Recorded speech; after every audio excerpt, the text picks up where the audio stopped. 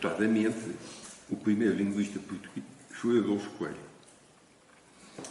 Reputadamente porque o Sr. Epifânio disse que o livrinho de 1868, intitulado A Língua Portuguesa, do Adolfo Coelho, era o primeiro trabalho de linguística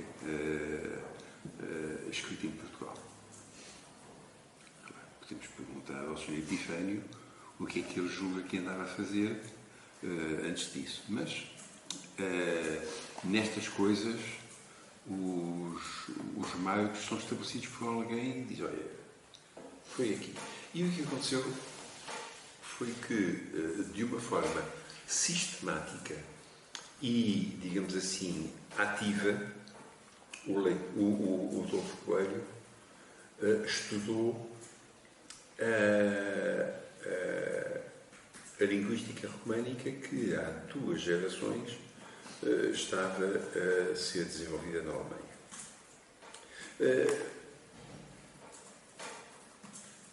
Talvez possamos pôr em comparação com isto o que se passou na França e na Alemanha. O fundador, assim como o Adolfo Coelho é considerado o fundador da linguística portuguesa, eu digo linguística, mas eles falavam em glotologia ou filologia, assim como ele é isso, o fundador da linguística românica é o Friedrich Dietz. O Dietz é considerado o fundador da linguística românica. E o ato fundador, ou melhor, o ato que o pôs nessa missão foi uma visita que ele fez ao Goethe, ele, jovem, estudioso, foi visitar o grande escritor da cultura alemã. Isto por 1830 e pouco. E, segundo ele depois contou, o Goethe disse-lhe: você devia estudar as literaturas dos povos que são descendentes da cultura romana. Nas produções literárias,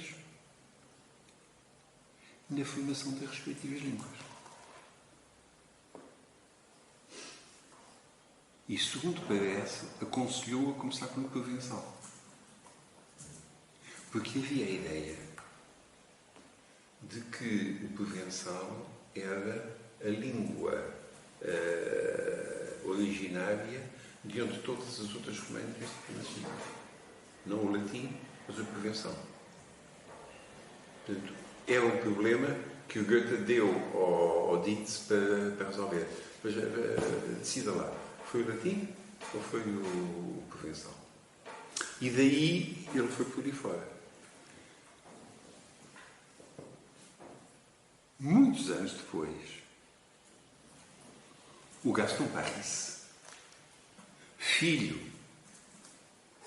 de um professor de literatura germânica chamado Paulino Paris, que era amigo do Dietz, o Paulin Paris meteu uma cunha para que o Dietz, já velho, já armado em Goethe, recebesse o Gaston, o menino Gaston, que, portanto, repetindo os passos do outro, lá foi à Alemanha falar com o Dietz e o Dietz benzeu a sua carreira de romanista centrado na história do francês. Portanto, já não o provençal, não o latim, mas o francês. E, portanto, o Gaston Paris aparece como sendo o fundador da história da língua francesa, que já estava a ser feita por muita gente e era um bazar marroquino. Mas, enfim.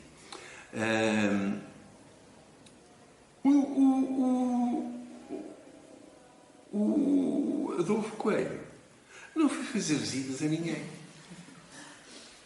Mandou vir os livros e leu tudo. Leu tudo, sabia alemão, apreendeu tudo e, sem sair de casa, aplicou. É uma coisa que eu acho que não está revelada por ninguém. É onde é que ele obtinha as informações. Porque os dados dos trabalhos do Adolfo Coelho são dados de boa qualidade. Há um trabalho fraquíssimo que é o dicionário etimológico. Mas sabe-se porquê? Foi uma encomenda, ele não, no fundo, ele nunca tinha feito etimologia, nem lhe interessava muito, e houve dois rapazes que fizeram, e ele deu uma revisão ligeira. Portanto, nas etimologias a coisa é assim, ou você dá a etimologia certa ou não dá. E se não dá, o mérito estará na discussão, e nas hipóteses, e no modo como joga várias bolas, atira ao ar, ou acerta. De modo que é muito fácil cometer erros e aí não há safra nenhuma a dar. Este trabalho do Adolfo Coelho é fraco, mas os trabalhos fundamentais foram as duas edições da língua portuguesa, a de 1868 e a de 1882, salvo erro. Não acreditem na segunda data, mas é mais ou menos isso. Pelo modo como estruturou a formação, por um lado a formação da língua e por outro lado a identificação dos pontos gramaticais e na ligação entre a língua e a literatura que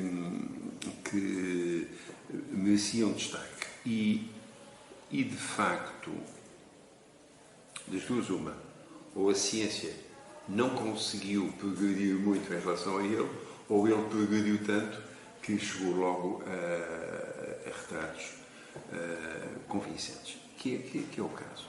Era uma pessoa detestável, vaidosa, insuportável, achava que todos os outros eram uniformemente estúpidos, mas não ia ao terreno, não ia, mas lia tudo, pronto. E lia coisas bem lidas e fez muito bom trabalho. O Leite Vasconcelos respeitava porque o Epifânio lhe disse: olha, leu este livrinho do Adolfo Coelho, que é uma coisa nova e é por aqui que a coisa começa. E foi assim. Depois eles zangaram-se, claro, com os feitios que tinham, estiveram durante muitos anos sem se falar, e depois da República perceberam que tinham de meter a viola no saco e entender-se, porque havia coisas mais importantes, havia a faculdade, aquilo tudo, e as comissões, a ortografia, aquilo tudo, e portanto fingiram que fizeram as passos. Portanto, Adolfo Coelho começa, depois dele há vários, ao Leite Vasconcelos, ao Gonçalves Viana, principalmente os dois, e que são muito sábios e que ambos têm métodos de trabalho totalmente diferentes dos do Adolfo Coelho. Vão aos sítios e apanham as coisas na rua e vão aos arquivos e apanham os documentos, vão buscar os dados onde eles estão. e fazem elaborações que não contradizem as do Adolfo Coelho. Nos últimos anos do século XIX e no princípio do século XX, o local onde estas coisas passavam era tudo o mesmo prédio, não é? Era na Academia das Ciências e no Curso Superior de Letras, portanto, no resto do chão e na cave do mesmo edifício. Não vinham à rua, a linguística estava toda ali. Bom, não estava toda ali. No Porto estava a Carolina Miguelis, mas estava em casa. Em Coimbra não havia nada. Mas enfim, territorialmente estava tudo bastante mais contido. República, duas faculdades de letras, em Coimbra e no Porto. Em Coimbra é a Faculdade de Teologia que se converte em Faculdade de Letras. Há quem diga que ainda não acabou a transformação. E em Lisboa é o Curso Superior de Letras que se transforma em Faculdade de Letras. A Carolina Micaelis e o Leite Vasconcelos estão nomeados para Lisboa. O marido da Carolina diz que nem pensar ela vir para Lisboa, só a deixa chegar até Coimbra e acabou com Condeixa. De Condeixa para baixo, ela já não pode ir. Então ela fica em Coimbra e o... Porquê? Mas porquê? Porque ela assiste, estava 2 dias em Coimbra e o resto do tempo em casa. Ela cozinhava. Portanto, ele gostava da comida dela e tomar conta dela e aquilo tudo, não é?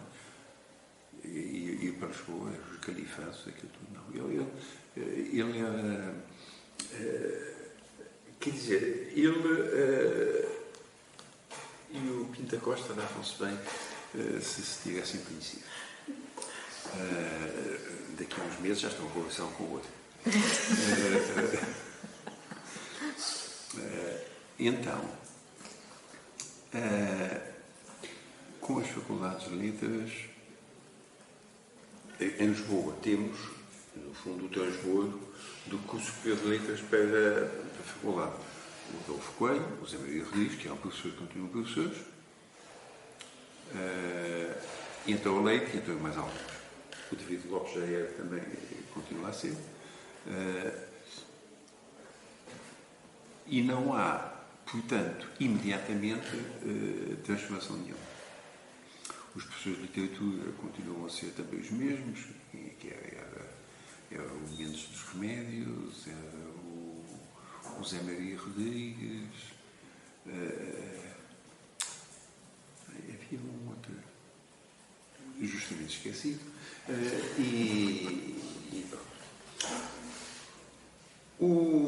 nem o Leite nem a Carolina fizeram muita mostra ou tiveram muita intervenção nas escolas.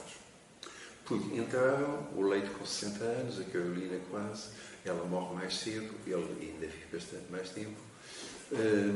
Ela não fez nenhum discípulo em Coimbra. O Gustavo Cordeiro Ramos, que foi Ministro de Educação de Salazar, foi um dos discípulos mais diletos dela, mas ele era germanista e ela era humanista. Portanto, no fundo, o que os ligava era o saberem falar alemão. Mas ele não continuou em nada o trabalho dela. Portanto, ela não deixou ficar nenhum discípulo localmente. O Pilo, que continuou o trabalho dela, não a conheceu. Depois,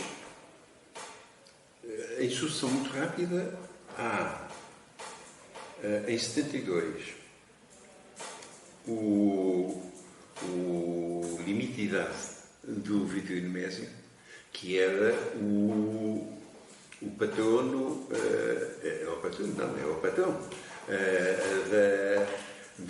da secção de Filologia Românica na faculdade. E havia dois catedráticos. O Prado Coelho e o Sintra. A Maria dos Belchior não continuava a não ser.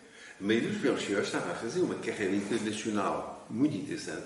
Esteve muitos anos em Paris, esteve muitos anos no Rio de Janeiro, esteve em Espanha, andava por fora porque não tinha uma cátedra cá. E, aliás, no tempo de Marcelo Caetano depois, também neste período, finalmente criou-lhe uma cátedra no Porto. E ela foi para o Porto antes do Oscar Lopes e desse.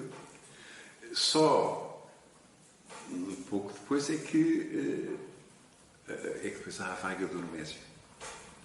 E então ela vem ocupar a vaga do Nemésio. Mas assim, ao fim de quantos anos? Quando o Nemésio sai, era impensável, devido ao crescimento das iniciativas do Sintra, era impensável que tudo isso coubesse numa secção de Filologia Românica dirigida pelo Prado Coelho, que era o que dinasticamente estava para acontecer. Ainda houve um período hoje engraçado, mas na altura nada engraçado, não é? Em que o Prado Coelho, Jacinto, tentou afirmar-se como o dono disto tudo. E foi aí encontrada a solução de haver uma separação entre a linguística e a literatura. Durante 1 ou 2 anos, 3, era uma distinção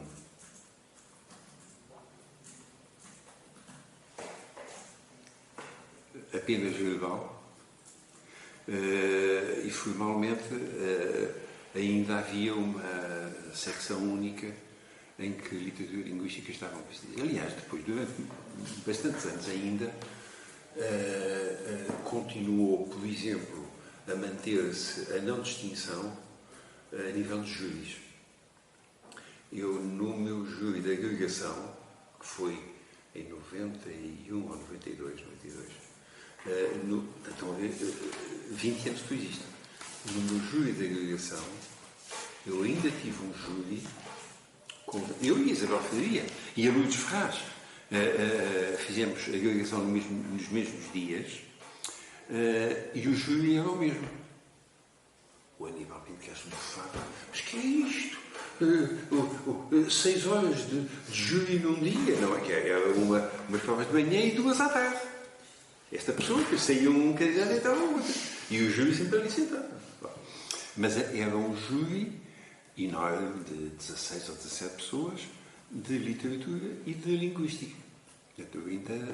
Eu fiz todas as minhas provas, por exemplo, com júris ainda de literatura a julgar. Portanto, a separação foi mais rápida ao nível dos planos de estudo, do trabalho em aula, da escolha das cadeiras e não tanto dos professores.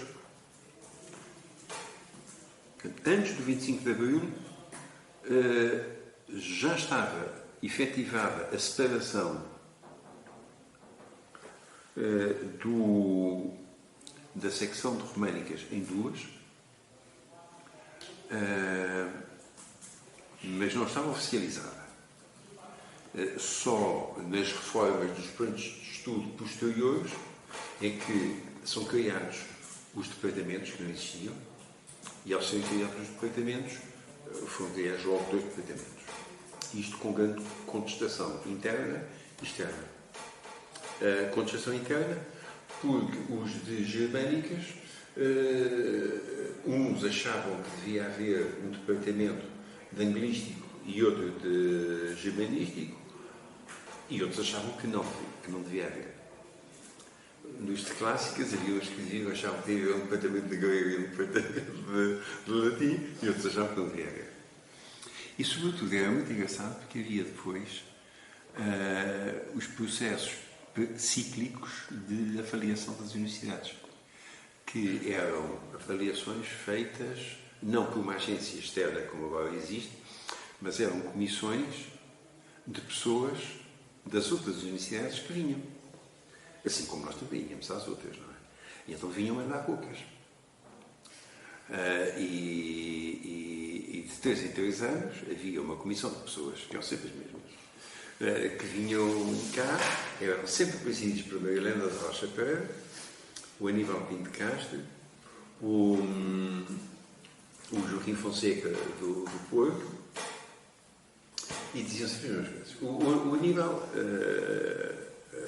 metia-se com as pessoas e bom, a Maria Helena da Rocha Pereira explicava-nos sempre que era muito errado os linguistas estarem separados dos de literatura, porque a cultura fazia falta ao estudo da língua. Vejam, por exemplo, no caso do latim e do grego, não faz sentido separar uma coisa da outra.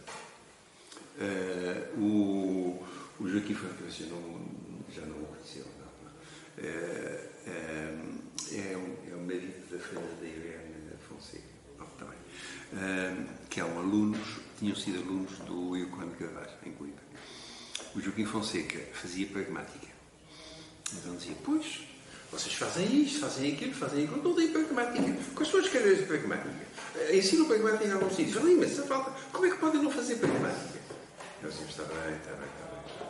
Bom, eram cenas assim deste género. Mas o ataque que sempre tivemos foi sermos a única escola, durante algum tempo, em que a linguística era um departamento e a literatura